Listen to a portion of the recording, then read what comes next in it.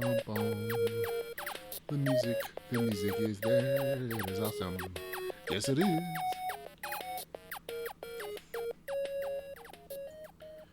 Hey, everybody. Welcome to the episode of the Geek Bytes podcast, episode 111. That's right. We're in the triple ones.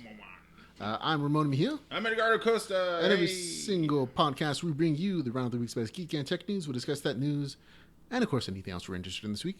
So in Geek News this week, we'll talk about Twitter versus Homeland Security, YouTube TV, robot battles, new comic book movies, the movie trailer showdown, and much, much more. Absolutely. But of course, we begin our show, though, with Geek News.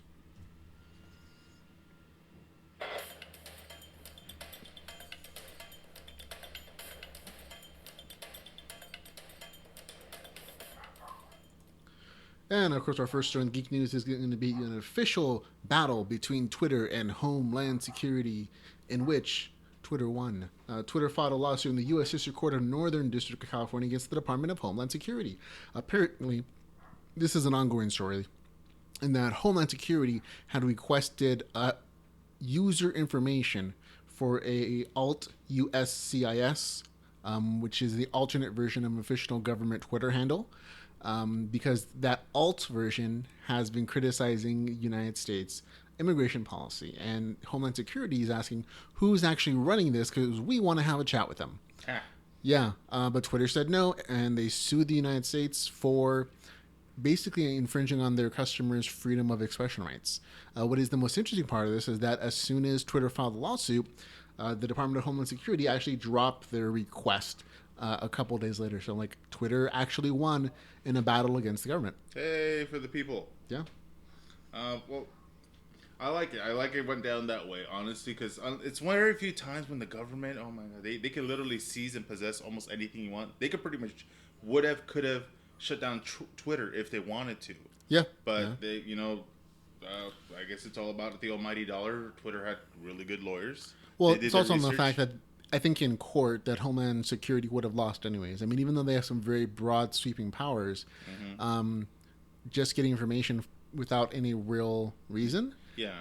So we still have a few laws that prevent, absolute government tyranny and, seizing people because of opinions and statements made that are freedom of expression. Totally. Criticizing your government is one thing. As long as you're not threatening your government, you're okay. Because you don't have to worry about the feds, SWAT team coming out, kicking down your wall and trying to, violate you in any kind of way. But no, unless you're a gamer on, Xbox or something, in which case you have more to fear from gamers trying to SWAT you than... Yeah. But, pretty much you could... If you're... As much as you have the free liberty of the liberty of free speech and whatnot, and don't mind saying "fuck you, government," you're okay. But if you're going to those "Hey, I love America," woo, but to each their own. With me, I have respect for this country. Yes, there's some things that obviously that I don't like about it, but that's one of the liberties of being an American, that we could talk shit about our own country and not worry about going to knock jail. On wood, getting killed or anything like other third world countries, which a lot of horrible stuff is happening right now. But anyway, yes, that is all very, very true. Yeah. Speaking of new things, let's go more on a happy route. YouTube launched in San Francisco. YouTube TV. Yep. Launched in San Francisco, Los Angeles, New York, Chicago, and Philadelphia. The service packages is more than 40 channels, including all major broadcasts, including the CW, plus Sci-Fi, Disney, ESPN, a YouTube Red channel, and more. Through the ability of varies by market, you can also add on Showtime and Fox Soccer Plus for $11 and $15, respectively. The app has 3 tabs: live, home recommendations, and the library for things that you bookmark or recorded to your unlimited DVR. The first month is free and costs about $35 a month. Afterwards, with a free Chromecast to boot, you can watch at tv.youtube.com or get the app on iOS and Android. Yeah, this is kind of cool. And a quick shout out to Jessica Birrer. Hey, good morning. She's watching us live. Hi. Hey, Rochelle. Yeah, but this is kind of a nice disruption of the television cable network system, because this is basically exclusively through an app So it is along the lines of Hulu and Netflix, only it's actually streaming you live broadcast television, something that either goes out there for free or through cable services. I think that's what YouTube is trying to do. They're trying to disrupt the cable service market by basically providing 40 channels, broadcast television, plus a few extras, but at a much cheaper price than regular cable television. So I'm all for that. Yeah, it's all about what you like to watch. Obviously, I'm a Disney fan. I would probably be interested in it. Very few, how we used to call it, providers have, of course, their own exclusives, and that's what really gets you to tap on, pay the money for it. But unless you want to still be connected to the cable, at least pay that extra money, that's fine. That's fine. It's one of those things that cable television becoming less and less of a necessity of having all those channels all at once, especially if you're only watching like 2 or 3. It's usually much cheaper to cut the cord and just selectively choose the channels that you're going to watch by either using Roku or some other streaming service online, which you can just choose like for $5 or $10, 1 or 2 channels each. And you can kind of customize your own viewing options. Yeah, like the one channel that I know for a fact I don't watch, I'll channel surf. And there are a lot of channels on your cable box I'm sure you don't watch. Oh, God, yeah. Honestly, I have like maybe the main 5 that I would go to. And that's only not necessarily because it's the channel I like. It's just because of the shows that are on there that I'm watching. Mm-hmm. So, but like one channel that I know I could totally do without, that I kind of care less if it blew up or whatnot, the golf channel. Yeah, for me it'd be any of the sports channels. They just, I mean, we don't have cable in my house. I use YouTube, I use Netflix, I use Hulu. I pay for those 2 things, and that takes care of like 90% of my viewing options. And anything else, I'll stream from the internet somewhere. Yeah. So if there's a particular like show, like maybe I'll download it, pay the extra 99 cents for that particular show, like a season pass for it, and that's still a lot cheaper than, paying $150 for a cable. And stuck with all this crap. Yep, all that stuff you're subsidizing that you don't ever gonna watch. Yeah. Now, speaking of some other options, we actually have Comcast. Comcast, a cable provider, it actually announced a wireless phone service this Thursday called Xfinity Mobile. All customers, this is for wireless phones, all customers get unlimited talk and texting. And for a data package, you can choose between $65 for an unlimited data package or $12 for a gigabyte. Yeah, I go with the $65 option myself, unless obviously you're downloading less than 5 gigabytes per month, in which case I guess it would be cheaper. But you can't bring your own phone. You have to purchase a phone through them. That's one of those weird things with some phone services. There's no 0 rating, but there's also no extra charge for tethering, which there should never be a charge for tethering. And it'll be available in 39 states and the District of Columbia. So there you go. You have a new phone option. That's the thing with a lot of like phones and phone providers, depending on the services. One thing that a lot of people are doing, and this is obviously the semi-legal, most likely illegal, is jailbreaking. No, it is not illegal to. I mean, the Supreme Court of the United States ruled that people who purchase their phones have the right to modify them, and that phone companies cannot penalize them for doing so, basically. And Jessica in the chat room says, cable was a ripoff. I recently canceled my service. So good for you, Jessica. You probably saved a lot of money. Oh, yeah. With me, I remember like the basic cable to television, like literally just a wire to hook up to a my wire TV. You found, yeah. No, but I actually went legit and paid for it. It was about $25. Not bad. Basic stuff. I didn't get the box, so I didn't have a bunch of. I didn't have the DVR. I didn't have all that stuff because I've had people that had like. It to me it seemed more like a nuisance. It's going the route of satellite. Satellite was cool, but to a point. Depending on your location too. If you had really bad weather, say it was raining or something, you got all that static, all that fuzz, or somebody turned on the blender for some apparent reason, kind of like what's happening in the background. It's it's a little bit of a nuisance, but I think this is one of those times where like let's get out of the house. Yeah. Well, I mean, those are options as well. But yeah, like I said, cable's going the way of the dinosaur. Might be becoming less and less relevant to people's lives, especially with bad customer service stories that you hear. Yeah. It's just not. Times change, and if companies don't change, like Comcast, then there are issues. Yeah. You ever watch that South Park episode of Time Warner, like the parody of the Time Warner company? No, I don't think I did. Oh, that's so funny. I'm sure. Real quick. It was like the whole gimmick was like, oh, you had nobody else to help you out. That's too bad.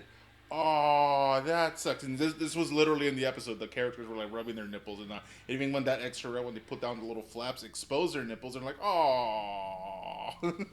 This is why we have a mature rating for the podcast. Yeah, and video makes it even better. Absolutely. Okay, let's talk some other kind of tech. Apple has placed a large order with Samsung for the OLED curved screen panels, according to the multiple reports emanating from Apple's Asian supply chain. The order is fueling rumors at least one model in the iPhone 8 launch expect later this year. It will have a curved screen.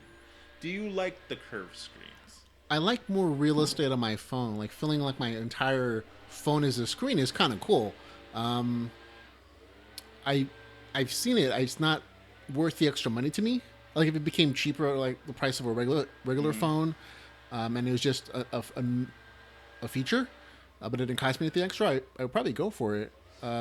But I've heard people complain that they tend to like accidentally start apps from the sides because the entire thing's a screen. So when you're holding it and your fingers curl around the edges, you accidentally start tapping on stuff. I'm not against it, I guess. Yeah, it was like I'd be happy with like the prototype ones that wrap around your hand like a fancy wristwatch or like a magic techno slap bracelet.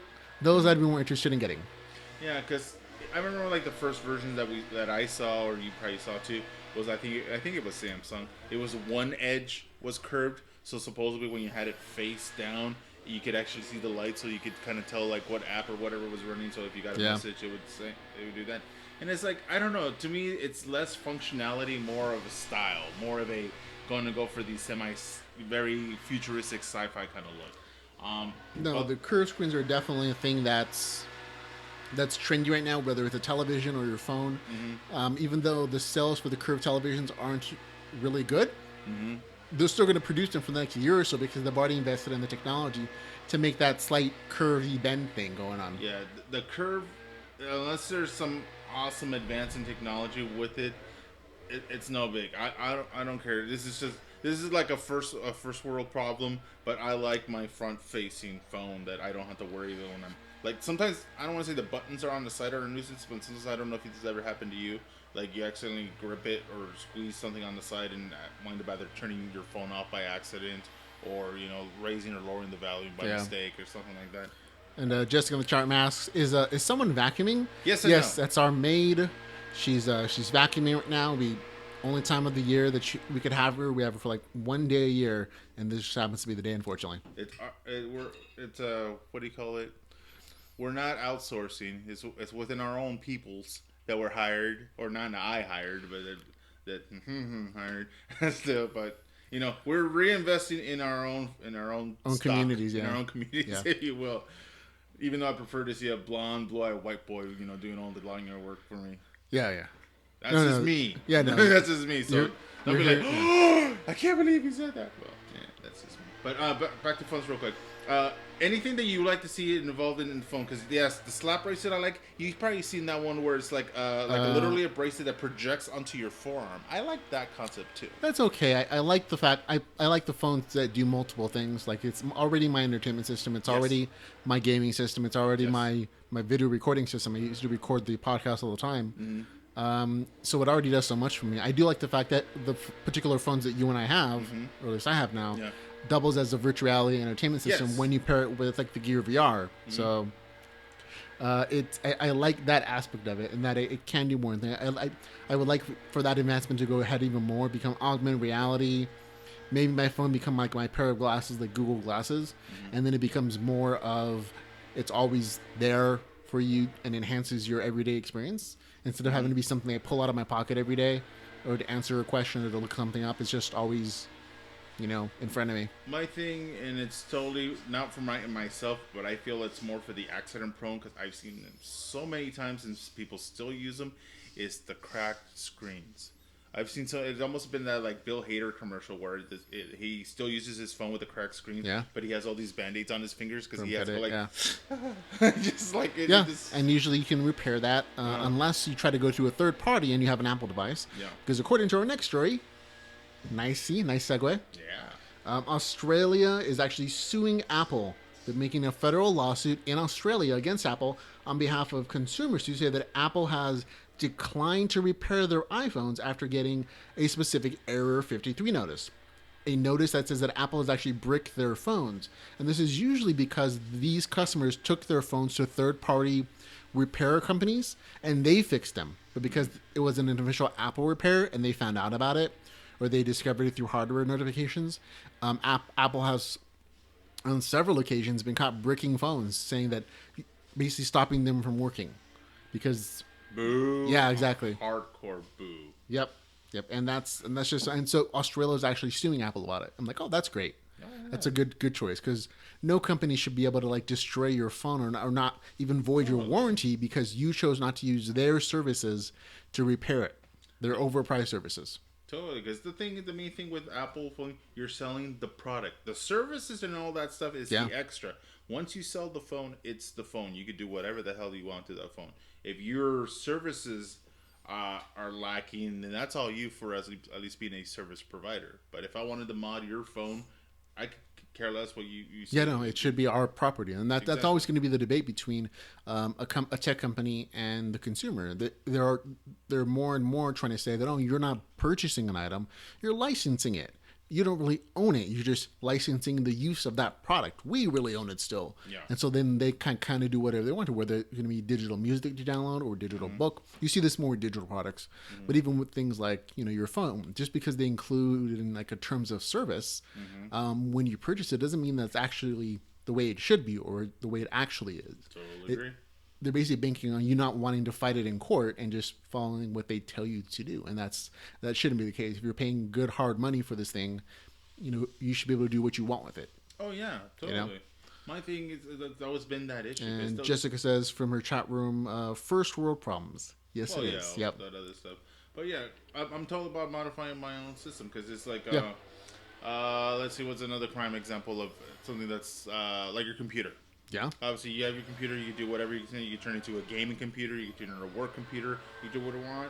That physical product is yours. You can do whatever you want. It's like even if you choose to do illegal things with that, that's still your right to take that risk. You risk seriously damaging your computer when you do things like torrent, which is not necessarily illegal. Yeah.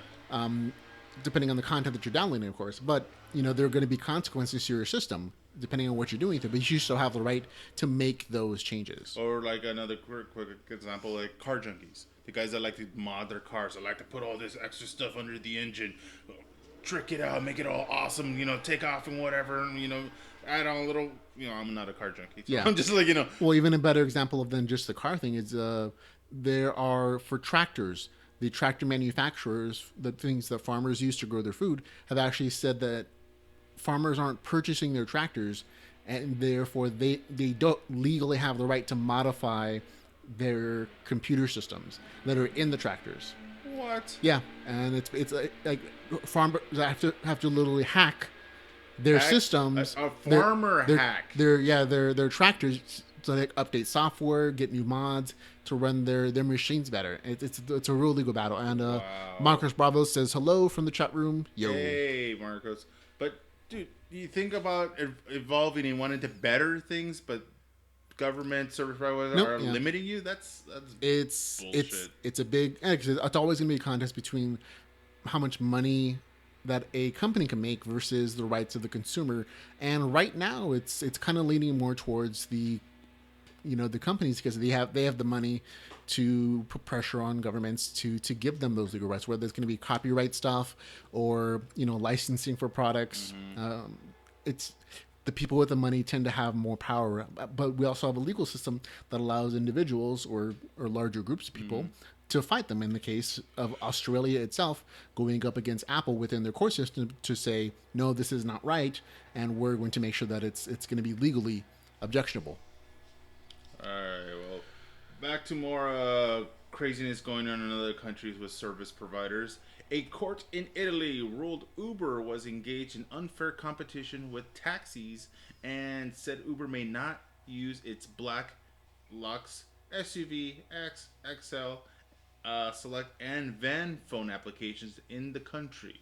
nor may it advertise its services. Uber intends to appeal. Yep. So Uber got banned in an entire country um, because they were taking business away from taxi companies, and this is the same country in which Uber cabs were being overturned by taxi drivers and set on fire, and by protest. And so Italy's taxi services are very, very loud and aggressive and very vocal about their issues with Uber. Italy, huh?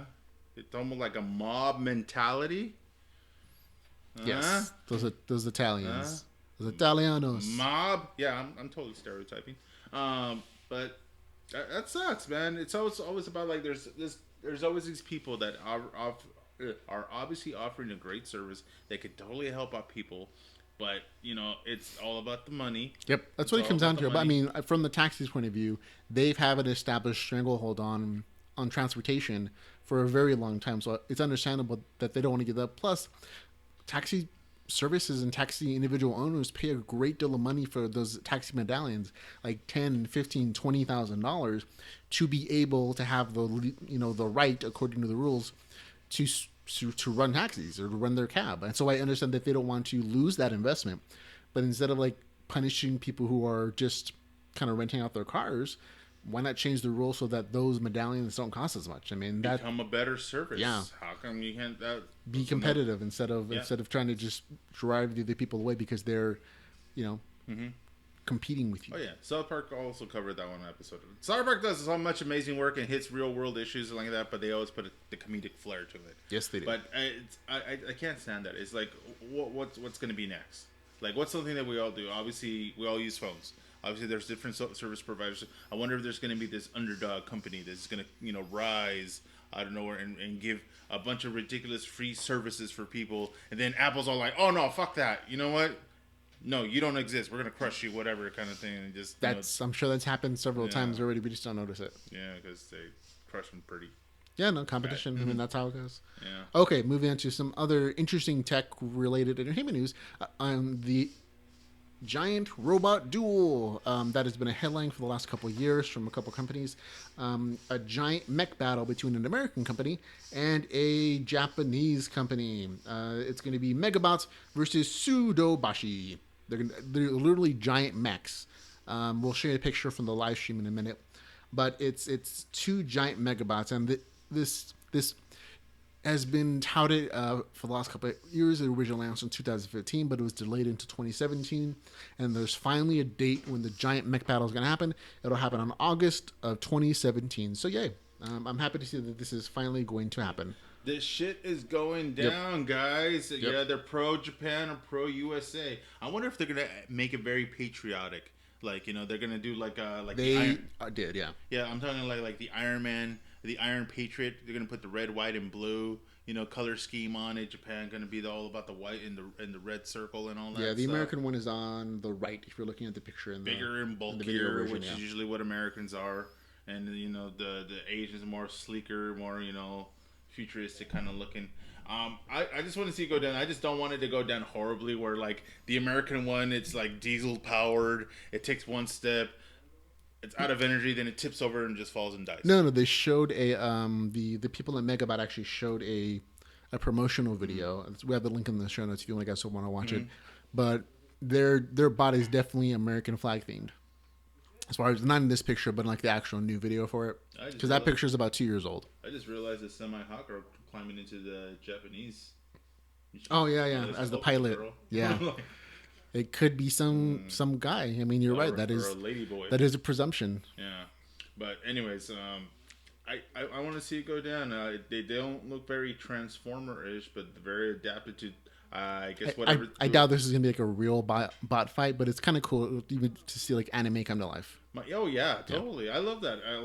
It almost can be pulled off as a cosplay. Like obviously if it's made out of cardboard or something like that, but it's real. Nope, real these metal, are real going down. robots, real fights. I'm not sure how deadly they're going to be though. I was saying, whether it's going to be like remote controlled or there's actually going to be a pilot inside. How long do you get before the government tries to confiscate them and use it for military warfare? I think it depends on how cool it's actually going to be. If they're like Iron Man fast, why not get government contracts for it? But I doubt they're going to be that quick. I think they're going to be maybe battle bots fast. Yeah, At the most. Oh yeah, this is just the steps. And this is just like a one-time fight. This is yeah. This is That's a steps, lot of man. money to invest in a robot that you're going to kind of hope to destroy. It's the dreams of the what future thought would be. It's happening right now. These Yep. are baby steps, but it's happening. Yep, those mechs are going to come for you at some point, folks. All right. Be prepared. All right, more tech news. Eurogamer and Digital Foundry reported specs of Microsoft's upcoming Xbox console, currently referred as the Project Scorpio. It features an 8-core CPU at a 2.3 gigahertz with a 40 compute unit GPU with 40 at 1,172 megahertz and a 12 gigabyte of, I don't even know what the hell that is. RAM. The GDDR5 RAM. I'm like, do I pronounce it as gutter? Gutter RAM. There's also a 1 terabyte, 2.5 inch hard drive and a 4K UHD Blu-ray drive. Microsoft demonstrated Forza Motorsports running at a native 4K and 60 frames per second. And I got to give it to the Forza Motorsports. They make their games look amazing. They do, but you need the hardware to run them. Exactly. And in general, even at these specs, PCs are so better. So these specs are not bad. They're good for a console.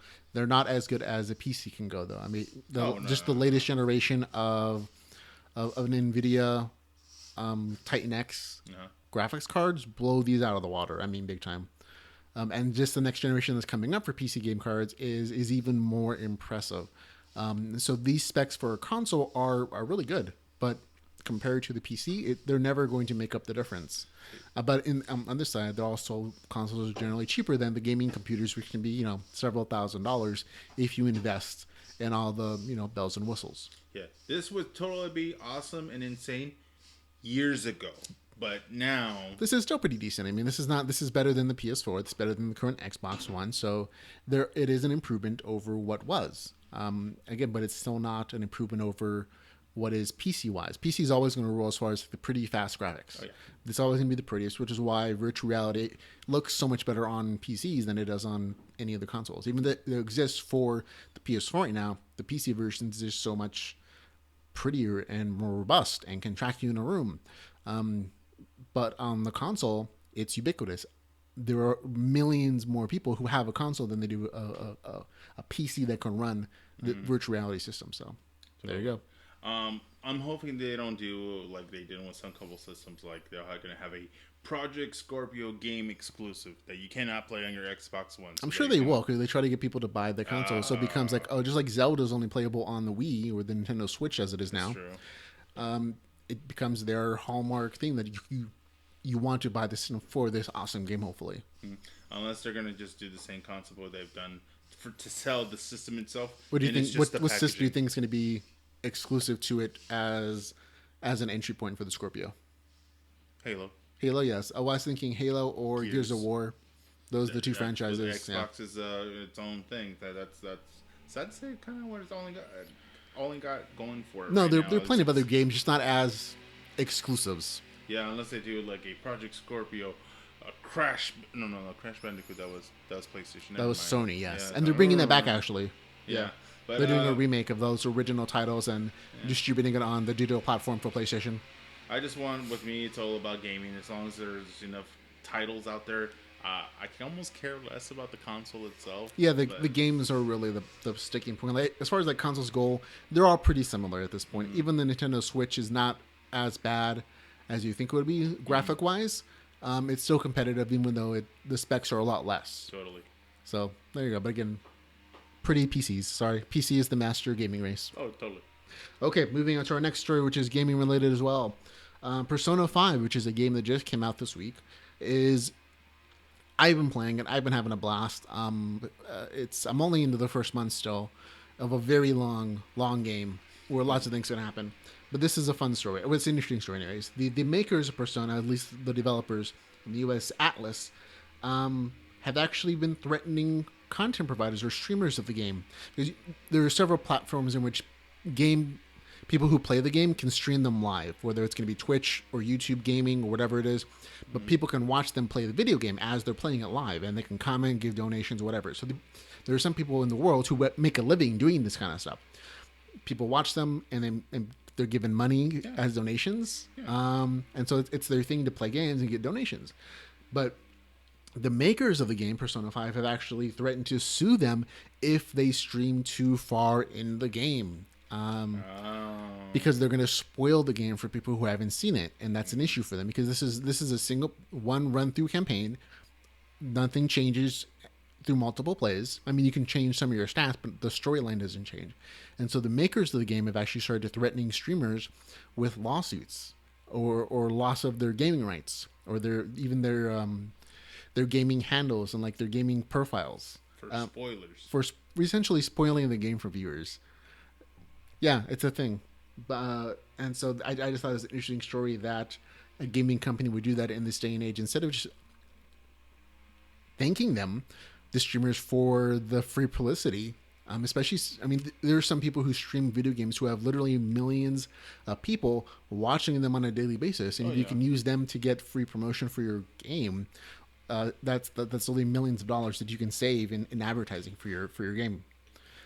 You know, plus all the on-demand purchases of that game you can get at that instant. So I mean, it seems like a silly thing to me, but it's kind of the way that a lot of older companies view streaming. You know. Yeah, don't get me wrong. When you're being spoiled a movie, a book, or whatever, like, you ruined the ending for me. Blah, blah, yeah, blah, but you don't get sued. Yeah. But to me, if you're a fan, it makes you want to like, I want to get especially for a video game, you want to get the experience. You want to see how it is to fight that big, crazy, or like walkthroughs, or just personalities of game players. I mean, there are lots of entertainment purposes, and again, I think this is a bad way to handle it. Totally, because the only other issue that could have made it, I guess, easier for the gaming developer is what they do now or been doing. Just add more DLC content, and like, okay, fine, we'll give you a character that's going to change its storyline, or we're going to add more content, or we're going to add like a special weapon or something like that, just to make you like play it again and again and again. Give it more value. Yeah, exactly. I get it. That's a better way to do it than just saying don't stream our game or else. Yeah. There's only been one game that I played that honestly, if it wasn't, if it was the experience of it, and if it would have been spoiled for me, I could have been just like, I don't care, I want to do it myself. I want to get the feeling of Metroid? Accomplishment.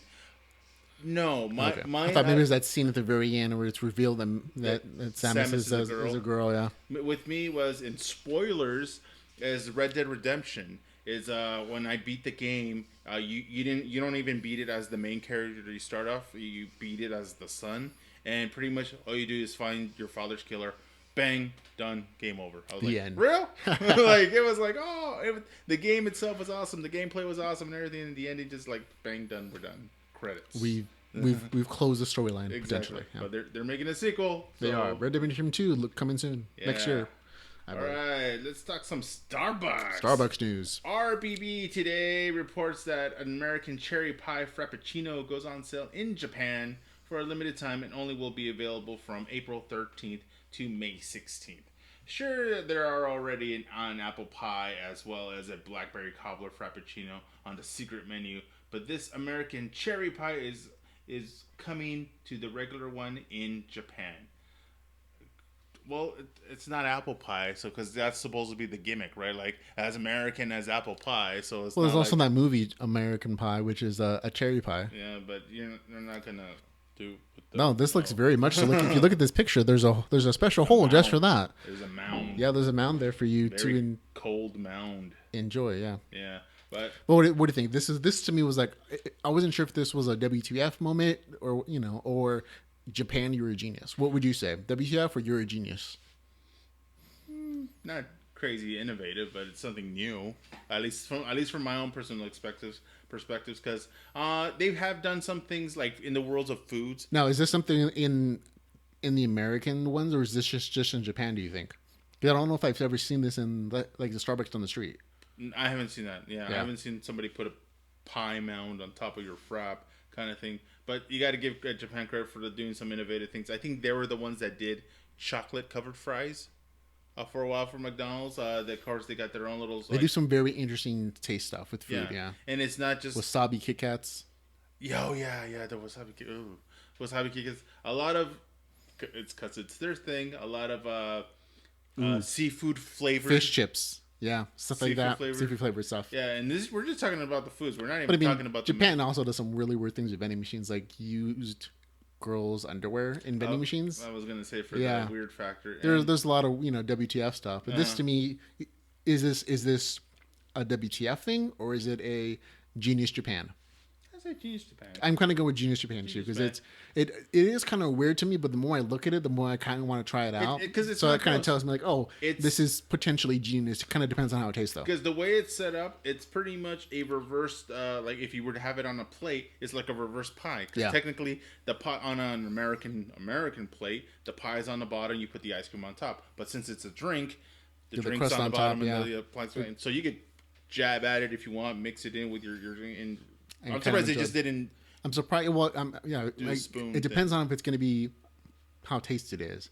Mm-hmm. But visually, it's very appealing. I have to say, I'm surprised how pretty and appealing it is just based on how it looks. Yeah, the little pie bread dome kind of thing. Mm-hmm. What was the? I think there was some other stuff that. Another thing, and honestly, it's more of a all cultures kind of thing that I haven't seen, and very few people will tap into it. Is the insects. Some people like to have like those dehydrated or fried insects. Oh yeah, or just like grubs, or crickets on a stick or whatever, kind of thing. Or you crush them in a meal and you put them into like any kind of food variety you want to. Yeah. There was one subject that people were tempting, and it was covered on Shark Tank once, where they wanted to use crickets or grasshoppers, and kind of like grow them, and I don't know, you can consider dry them out. Pulverize them, turn them into a flour, and turn them into actually a protein flour. It's a protein meal. It's they're ground up into. It's a protein replacement. Exactly, they want to do that. So especially for those gym rats or those weightlifting bros, and that's what people say in the future. Per pound, insects have more protein than a cow. So, and they're a lot cheaper to grow. I've eaten and to produce. So it was more of the little novelty snack things, but I've eaten like the little scorpions on a lollipop. I've eaten the little grubs. I've eaten the crickets and stuff with a little like powder flavoring, like ranch and barbecue. And stuff. It's a matter of just like getting over your own mental hangups. Have you ever? Because I doubt that it tastes any different than anything else. Ever ate any insects, or even as a little kid, for some reason, put it only in my sleep? They say that you eat like 8 pounds of insects over the course of your life, of spiders just in your sleep. Just going in your mouth. Yeah, and probably. Whatnot. Yeah, I'm a terrible mosquito killer. I don't eat them, but I do kill them. Like I see like one buzzing around here, and I can't keep my eyes off of it. But that's how it is. But you would try it, though, and right? Eliana says they are delicious. But have you tried it? Would you, or have you? I wouldn't have a problem with it. I've never come across it as an option, but so I don't think I'd have a problem with it. Yeah, because it's still like, especially depending once again on a cultural thing. I can go to some Mexican market and I like to have those little dehydrated shrimp with a little lemon, a little chili on it, or even the little dehydrated. They call them charales, but they're like little minnows. And the same thing, a little lemon, a little salt. Oh my god! I'm just like, I'm like eating pretty much dehydrated animals in front of people, and they're like, "What are you doing?" I'm like, "It's delicious." Enjoying a snack. Thank you very much. Go fuck yourself. This is yummy. So, and I don't do it for a culture shock. It's just what I was raised on. I'm sorry. I go there like. I just never. It was always kind of a little so on it. Is eating the head. The head of like mammals, like when you boil like a pig's head or pig's something. Head or a cow's head, and having to break that skull open, and you or the monkey head from like Indiana Jones and the Temple of Doom. Oh yeah, but even those like cow brain tacos. And it's all food, and it's just all cultural as far as like what it's viewed as being gross or edible and delicious. Yeah, they're all delicious. Speaking of some delicious things, we have Princess Leia. Star Wars The Last Jedi, which is going to be episode number 8 in the series, may not be the last time you see Princess Leia. According to Disney CEO and according to Carrie Fisher's family, her brother and her daughter Billie Lourd, they've already authorized Disney with some money being exchanged for Carrie Fisher's footage to be used in episode 9. So she may not end up dying in episode 8 after all. Did you see that Rogue One little mini video about how they used their likeness and whatnot, like with the facial capture of for Rogue One's like the young Leia. Yeah, I saw that. It was cool, creepy, but cool because it's pretty much now. I mean, why use like a model or something when you have the original still around? Well, true. If you have the original and haven't been, And you just like stretch some virtual skin out to make it young again. Yeah, that's all they really. That's all they really did. They've done that with Robert Downey Jr. Yeah. in Civil War, and they've done that with Tron, other characters, Tron.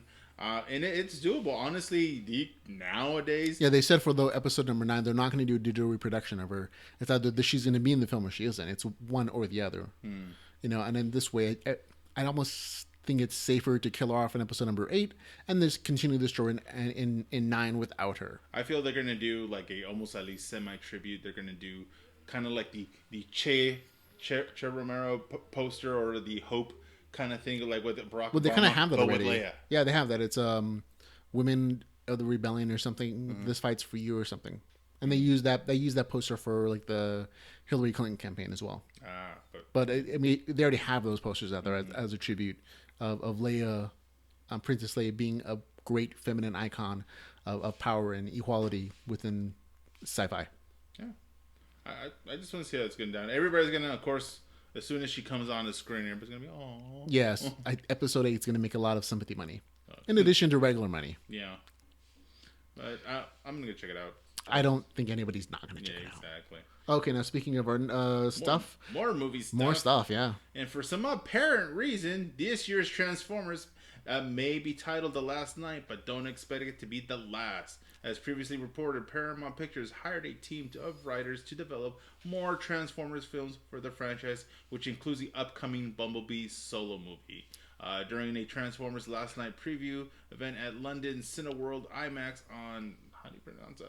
Leicester Square. Leicester Square. Director Michael Bay announced that the writing team has been writing 14 new stories for the franchise that they've also outlined. 14 Honestly, more. Not 14 total, 14 more. So this is what, number 4? I think number 4 or 5. Yeah, 10 more, folks. No, 14 more. That's in addition to what we already have. So that'd be like a total of 20. At that point, they're not. This seems less like movies and more like almost a full season of a television series. Don't get me wrong. I am a Transformers fan, but even the last couple ones. Could you watch 14 more? Honestly, I probably will. I'm not gonna be a hypocrite. I'm not gonna. Okay, what storyline would you like to see in the Transformers? Then? Oh my god! Well, I gotta see what they have in mind because based from the cartoon series that I've grown up with, they still haven't tapped into the character Nemesis Prime, which is like the anti-Optimus, yeah. And there's of course the international travel. They haven't tapped into Unicron. They haven't traveled to the planet of Cybertron. They haven't done time travel except for this next one. Yeah, there's more options. I would like to see the death of Optimus Prime. I remember that. Apparently, I didn't know this, but there's an older Transformers movie that was in theaters in which Optimus dies and everybody else dies. And I didn't know that. I was watching the Goldbergs on Hulu, and they talked about it. I was like, there's an actual movie with Optimus Prime as an animated series. Him and a bunch of the other Transformers actually die, and that's the end of the movie. The reason behind that is a little geeky fact on it. It was a way for the toy company to strategically come out with a new line of toys. So instead of coming out with Optimus, another version of Optimus, which they're doing now, is like, okay, Optimus is dead. Here's your new favorite leader, Rodimus Prime, Hot Rod. How'd that work out for you guys? And obviously, not well. They don't understand licensing and fan bases apparently. Exactly, because obviously people have fought. And I mean, the entire show is basically there to sell toys. Oh yeah, I get that, but you don't kill your main characters off that are fan favorites and expect them to, just be happy about it. I don't know. It worked out for Jesus. No, he had to come back. He had to come back as a sequel. That's true. The resurrection. And all that stuff. I mean, they killed him off, but they brought him back in episode 2. Yeah, that's true.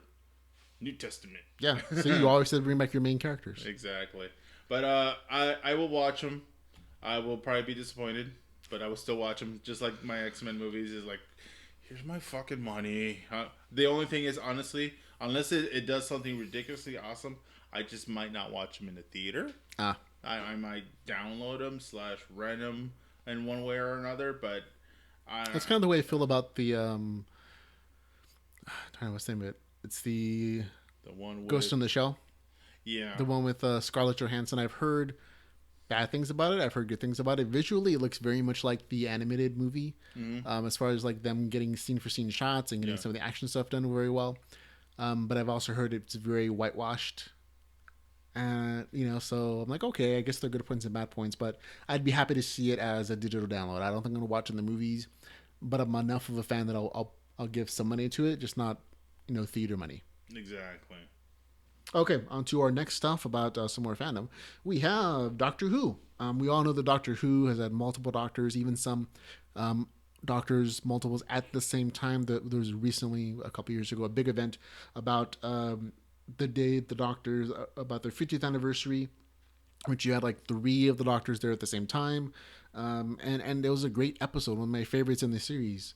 But in this next upcoming 10th season, starting on April the 15th, you're actually going to get not 2 doctors, but 2 evil guys. 2 evil masters. That's what it is, the masters.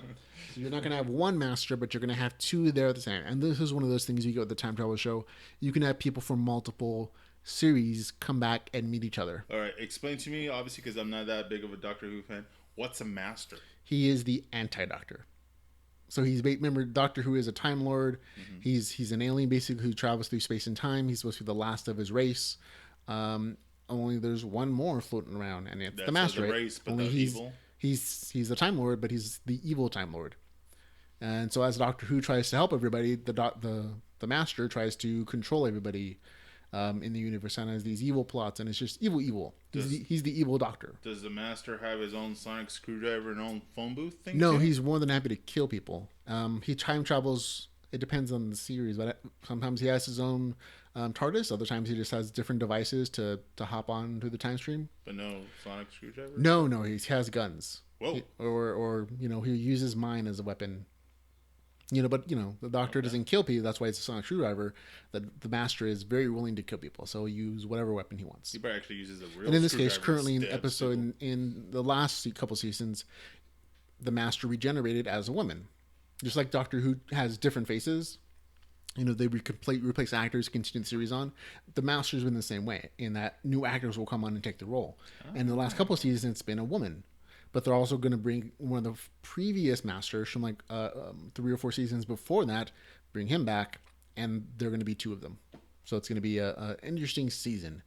When you start doing these things, it feels like you're jumping the shark a little bit. It's kind of weird, like out of all the Doctors, it's the villain, it's the Master that they decided to turn into a woman. Yes. That is a choice, and I think it was a kind of nice choice as far as like making your villain different, because you saw her throughout the season, and then at the very end of the season they wrote, "Oh, she's the Master." She just transformed into a woman this time, which has been done before for other side characters, but never for the main Doctor character or for like a major villain. Okay, the male chauvinist is me. Out of me is asking these questions. Is she hot? No, I mean she's old. She's handsome. So she's older. She's probably in her mid-40s, but she's not like a young, perky girl. She's older, slightly age. She shows like sinister wisdom and. Oh, she's not all about showing off the cleavage or anything like that. No, very much the opposite. She usually wears like these long formal dresses, and she's not ugly, but she's not, as hot as like the Doctor's companions. No. She's handsome. Now, the semi-racist in me wants to know, is she white? There are mostly white people in that show. I believe like there have only been like a couple companions who are not. And, I was going to say, do Masters have companions? I don't think. That's more of a Doctor thing, I think. Oh, okay. That's why I wasn't sure if they have like a minion or like their own equal. They might have minions, I think, occasionally, but they kill them off. Oh, okay. Yeah. So there you go. Right. Good to know. Okay. Speaking of more along the lines of Ghost in the Shell, though, we have an interesting story. Yeah, with the big... Beleaguered. Oh my god, I spit everywhere. Beleaguered Hollywood movie out the door production. IG has revealed it's working on a new Ghost in the Shell anime project. And details are scant, but it'll be co-directed by Kenji Kamiyama, from Ghost in the Shell and Standalone Complex series, and Shinji Aramaki from Appleseed. That's all we know for now. Yes, I try to give Edgar all of the difficult names to pronounce every single episode because it's fun. I think he just pushed the keyboard just like that. I'm just like making up names, absolutely. But yeah, it's kind of cool. I mean, there are plenty of already established Ghost in the Shell series. There's the main movie. There's probably like 4 different Ghost in the Shell series, along with like 3 or 4 smaller films that never made it to theaters, all animated. We now have a live action version of like, oh, this sucks, and so we're going to make it again as a series. So I'm kind of curious about the storylines because some of this series are really good. They're interesting detective stories with a cyberpunk twist, and some of them are really crappy. And it kind of depends on who's directing it and the storylines. So I'm curious to see if this is going to be new and interesting, or if it's going to be a rehashing of older plot lines. Yeah, other than RoboCop, you haven't really seen a, well, at least recently, a techno cop kind of movie, other than kind of what was that Minority Report a while back that Fox kind of put out. Now, I don't mean to say like cyberpunk. I'd say Blade Runner is a good cyberpunk movie with robots in there. Terminator is not, I wouldn't say it's cyberpunk, but it's definitely sci-fi with robots. But no, there aren't a lot of great ones. I mean, iRobot was one that was okay. It's the Will Smith one that was supposed to be based on some novel, I'm guessing. No, it's a sci-fi novel. I can't remember the name of it though, of the author. But it's a Isaac Asimov, I think it is. Isaac Asimov's Caves of Steel, and that was okay. But there aren't a ton of great ones. You're right. I'd give it a shot. I don't see why not. Live action anime. No, I'm a lot more likely to watch the animated stuff than I am for the live action. That's for sure. If anything, I would probably suggest going the route which a lot of, at least to try stories out, make it a comic book. Because the comic book pretty much is the storyboard. I say an anime is a lot more popular than a comic book's ever going to be. That's true. Especially considering the Asian countries. Anime is a lot more ubiquitous than comics. Not as much as manga, but than comics, yes. Give it a shot. Can't hurt. Can't hurt. You're absolutely right. Now, speaking of comics, we have another adaptation of a different comic franchise. This one's a lot more R-rated. It's the franchise of Invincible. Seth Rogen and his writing partner Evan Goldberg are diehard comic book fans. They've done The Green Hornet, which wasn't awesome. They're doing Preacher currently, which is a lot better. And now they got their hands on Invincible, published by Image Comics. It's their most popular indie comic book, created by Cory Walker and the Walking Dead writer Robert Kirkman. So Kirkman's killing more people. It's been running for 13 years. It's going to end in 2017 with issue 144. And so, of course, they're going to make a movie out of it. It's a story of a teen who inherits superpowers from his father, an alien known as Omni-Man. With all, basically, Universal is trying to go the way of Marvel and DC and creating comic book heroes and storylines in movies. It's a thing. And so you knew they were going to do it at some point. And I think this is a cool franchise to do it because this is not a PG comic. This is bloody and gory and graphic, cursing, sex, violence, incest. There's a tons of interesting themes in there. I mean, it comes from the creator of The Walking Dead, so you know that the storylines can get pretty twisted sometimes, and it's interesting. So I'm happy to see that more adult versions of these superhero themes.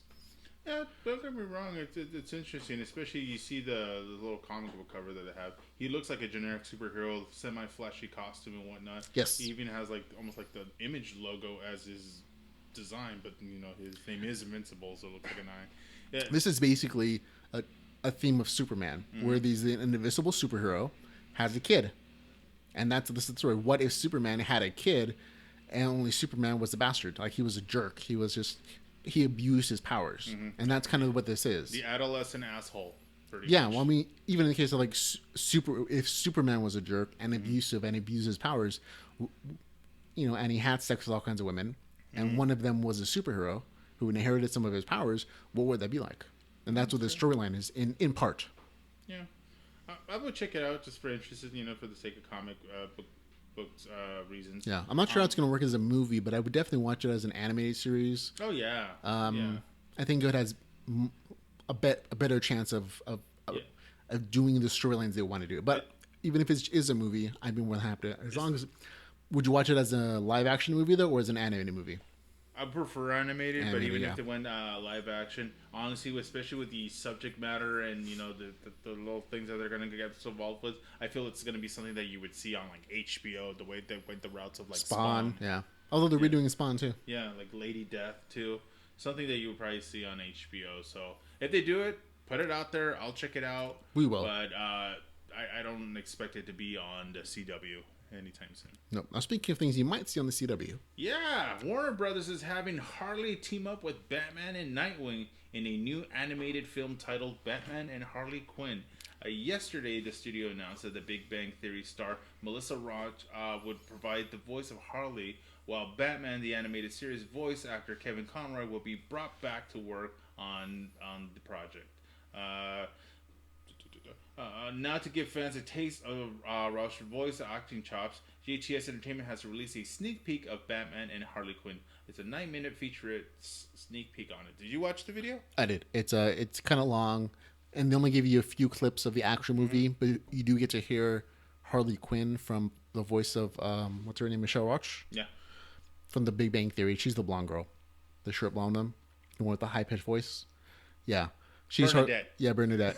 Bernadette is Harley Quinn, and I'm not really happy with the voice personally. I mean, I get why they think that it would be a good fit, but it doesn't really work for my ear because they're using the same animation style as they did for Batman the Animated Series. And Kevin Conroy is back, which is great. He should always be Batman to me. But I'm a bigger fan of other Harley Quinn voices. Yeah, I wish they would have used the original. They're alive. Or even Tara Strong. They're all alive. I mean, so why? You want a different name with it? I get it. You don't want to pull Big Bang Theory fans in.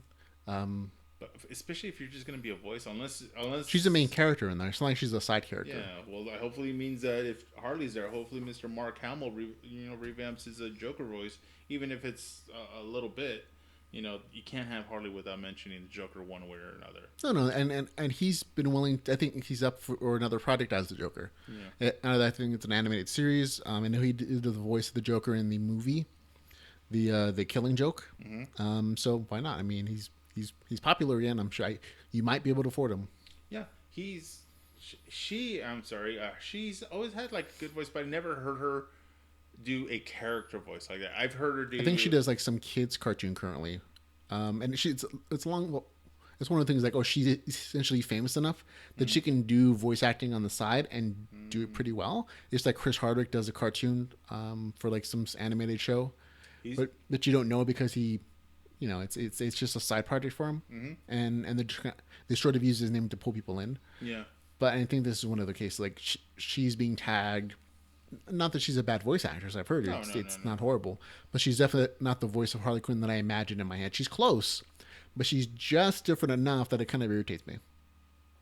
That's how kind of Harley Quinn is in a way, but she's the lovable girl you kind of love to hate, like as annoyance, like a little tick on her shoulder, but you don't mind having her because she's cute. No, like, it's just that the Bernadette version of it is just not the one I was picturing in my head, and so because it's close but not quite, it's like slightly irritating. It's like feeling a surface and then having that little burr there. You keep going back to it even though you know it's there because it bugs you that it's not quite right. It's not nails on a chalkboard annoying though, right? No, it's not that bad, but it is just slightly annoying.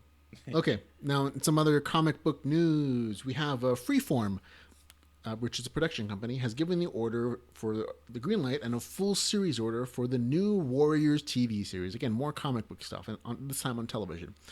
And Squirrel Girl is going to be the lead character in the series. No news on casting or premiere date, but it is going to be a thing. They have already funded it and ordered a full season. So there you go. If you're not sure what it is, it's a teen superhero television show. Yeah, it's not exactly your X-Men. No, they're like third tier heroes, if you've ever recognized. I think Squirrel Girl is probably the most recognizable of them. Yeah, New Warriors, and there's been New Mutants comparison, but New Warriors, a little bit random with their characters. Like the one character that I remember, like these are like the Teen Titans. Yeah, a little bit. Yeah, Teen Titans. They had this one character called Speedball, which I'm like, Ooh. like, you sure with that name? He's the drug addict, yeah. Yeah, but he has like weird bouncy. He's like the human Super Ball that he could just bounce and just go ridiculous amount of speeds and whatnot.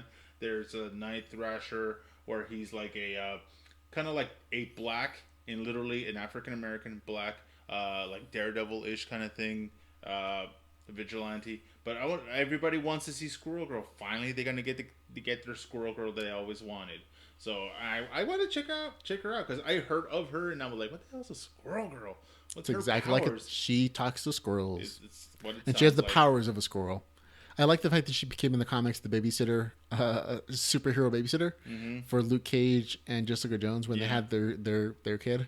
I'm just wondering how it's going to look like, especially depending on how authentic they're going to go for the character, because she does have that big, huge, Bushy poofy tail, tail. yeah. So I wonder how that's going to translate, unless they're going to put a fake CGI one or it. CG, a big poofy tail around her all the time. Yeah, but it's an interesting thing. I'm always more for interesting superhero titles. Hopefully, the world doesn't get tired of them. Yeah, there's enough other ones that I want to see, but with me, and like I've said a bunch of times, and I'll say it to the end of time. And again, do you think it's gonna be live action? I think it's supposed to be live action. It's going to be live action. Yeah. It's going to be live action. Cause, Yeah, I know the girl from Stranger Things, the one that dies. She wants to be Skullgirl. Really? That taller redheaded girl. Yeah. She was like, oh, hey, she's not on Stranger Things, so Well, this is why definitely an opportunity for new coming stars, which Freeform actually does that with a lot of these teen dramas. not? Yeah, they use new faces a lot. Yeah, you have to with teen ones because you can't really get really old guys to play teens. It's not like Dawson's Creek or 90210. Where everybody was in their 20s or 30s. 30s playing teenagers, yeah. Exactly. So I'm gonna give it a shot. See how it is. It's Marvel, so hopefully if it's Marvel, they'll do it right. Yep. And see how well it turns out. Absolutely. Now, sad story. Oh man, this hit me. Loss of a legend. Yeah, Don Rickles, the legendary comic actor and honorary Rat Pack member, died Thursday morning at his home in Los Angeles from kidney failure, according to his longtime publicist, Paul Scherfing. He was best known as an insult comic. Many called him Mr. Warmth. He called them dummy or hockey puck. He was also an actor, played both comedic and dramatic roles on film. He was a frequent guest on The Tonight Show starring Johnny Carson, Late Show with David Letterman, and later with Jimmy Kimmel Live. He also was the voice of Mr. Potato Head in Pixar's Toy Story franchise. Which you kind of forget. Yeah, until you were like, oh yeah, that's right, he did do it. And was working on Toy Story 4 at the time of his death. So who knows how much of him you'll see in the actual movie. Because I don't know anybody else that can do a Don Rickles impression, much less. I'm sure there are plenty of people who can do an impression, at least good enough, to pass muster. I mean, you think nobody can do Tom Hanks, but then he has a brother who does all his toy voices. That's true. Oh, man. What's your favorite Don Rickles movie / anything that he's done? I don't know that I've ever watched a Don Rickles movie. I remember seeing him on a lot of television shows like guest spots. Yeah. But I don't recall him being in an actual feature film where he's like the main character. He's I think the best thing I recognize from his Toy Story. With me, his best stuff, I mean his greatest stuff he ever done is the roast.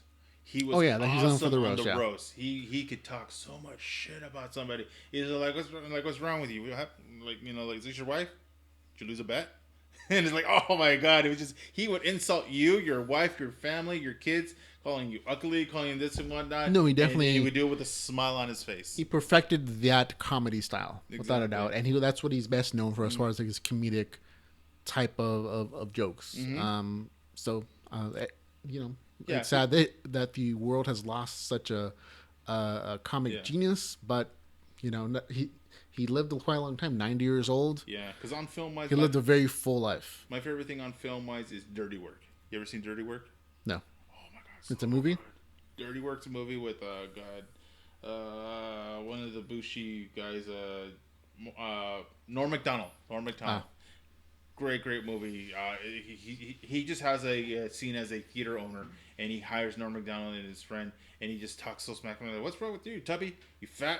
And it's like, oh my god, he's the person that you love to hate, but his one-liners, his zingers, everything was just incredible. He could call me a piece of shit to my face, and I would just have a big smile, just a huge smile, because it's Don Rickles calling me a piece of shit. Oh, there you go.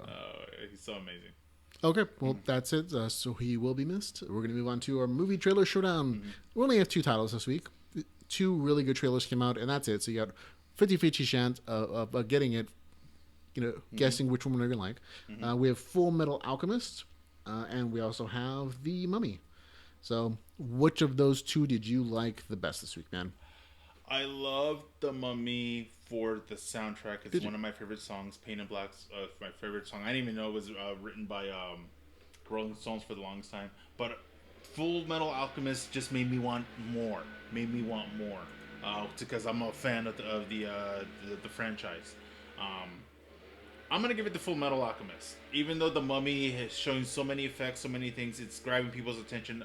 People will see that movie, not just because Tom Cruise is in it. It just looks like a very entertaining movie. Yeah, absolutely. I don't disagree with you as far as like your statements about each trailer. But I had to give it to The Mummy. Actually, I'm a big Full Metal Alchemist fan. I'm wearing the shirt currently. Mm-hmm. I like the CG effects of it. There just wasn't enough for me to say, "Oh, this is amazing." It was like a 30-second spot, and you got a few new scenes, and it looked really cool. I had some issues with the blonde hair and the Asian guy, but they're Asian washing. Yeah, sort of, because he is a white character. Yeah. How dare they? How dare they? It just looked weird on me as he's running around, basically. Exactly. But The Mummy was surprisingly action-oriented, and it wasn't goofy action like the Brandon Fraser one. It was more serious, like Mission Impossible meets a Mummy movie. Yeah. That's what it kind of felt like. Minus the Brandon Fraser. Yeah, so it was like, it really was like Mission Impossible action. Yeah. Because they're using Tom Cruise. And so I like that beginning aspect of it. The original trailer left a lot to be desired, and this kind of fills in some of the gaps as far as the storyline goes. They might have actually ruined the movie with the trailer because they told you too much, possibly. Yeah. But I like the beginning action scenes before they even discovered the mummy tomb. Once again, the music grabbed me. The music grabbed me itself. Audio. But the visuals was awesome. It built so much suspense. Like, what's going to happen next? What's going to happen next? Yes, it's although like, there were a few scenes of the mummy, like, oh, that's a little campy from the old mummy movie, like the face in the sand. I was like, oh, okay, I've seen that. My favorite kind of like little scene from the trailer for the mummy is their mummies underwater. It's almost not exactly a zombie. Water zombies. Yeah. They were water zombies. Yeah, but it looked really cool because, you know, it gives you that combination of fear. If you're afraid of drowning and afraid of the dead coming at you, underwater, oh yeah, that would freak the hell out of me. Absolutely. Like, oh. Okay, so I get it. So I go with the Mummy. You went Full Metal Alchemist. So there you go, folks. Those are our picks for the week for the movie trailer showdown, and that's it for the show. Yeah, we're done. It's been a very interesting episode, technically wise and auditorily wise, but it's been fun for us. So thanks a lot for hanging out, folks. And of course, if you like the podcast and you want to help support us, you can find all the ways to do so at geekbytespodcast.com/support. Yep. Thanks a lot for listening and watching, folks. Remember, so we can hang out again, remember to go geek out about something. Yeah. That's Ramon, Mejia, and I'm Edgardo, Acosta. Yeah. We had to do the traditional sign-off that you like to do. But either way, have fun, you guys. Enjoy your